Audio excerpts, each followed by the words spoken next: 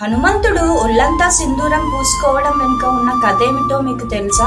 రావణుడిని సంహరించి రాముడు సీతాదేవితో కలిసి అయోధ్యకు వచ్చిన తరువాత ఒకరోజు సీతాదేవి నుదుటిన సింధూరం పెట్టుకుంటూ ఉండగా హనుమంతుడు అది చూసి ఆమెను ప్రశ్నిస్తాడు.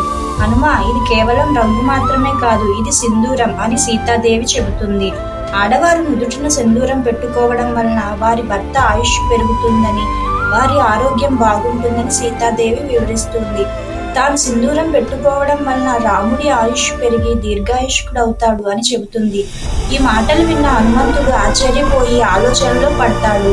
సీతమ్మ నుదుటిన ఒక చిన్న బొట్టు పెట్టుకుంటేనే రాముడి ఆయుష్ పెరిగి మంచి జరుగుతుంది అంటే, తాను ఒళ్ళంతా పూసుకుంటే రాముడికి ఇంకెంత మంచి జరుగుతుందో అని అనుకుంటాడు. వెంటనే ఒక క్షణం కూడా ఆలస్యం చేయకుండా సీతమ్మ పక్కనే ఉన్న సింధూరం మొత్తాన్ని తీసుకుని తన శరీరం అంతా పూసుకుంటాడు. హనుమంతుడు ఈ అమాయకమైన అపారమైన ప్రేమను భక్తిని చూసి శ్రీరాముడు ముగ్ధుడైపోతాడు.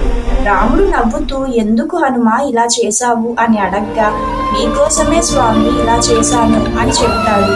ఒక చిన్న బొట్టు నీకు ఎంత మేలు జరిగితే నేను ఒళ్ళంతా పూసుకుంటే మీ ఆయుష్ మరింత పెరుగుతుంది, మీరు ఎన్నేళ్ళైనా ఆరోగ్యంగా ఉంటారు అని హనుమంతుడు నవ్వుతూ సమాధానం ఇస్తాడు.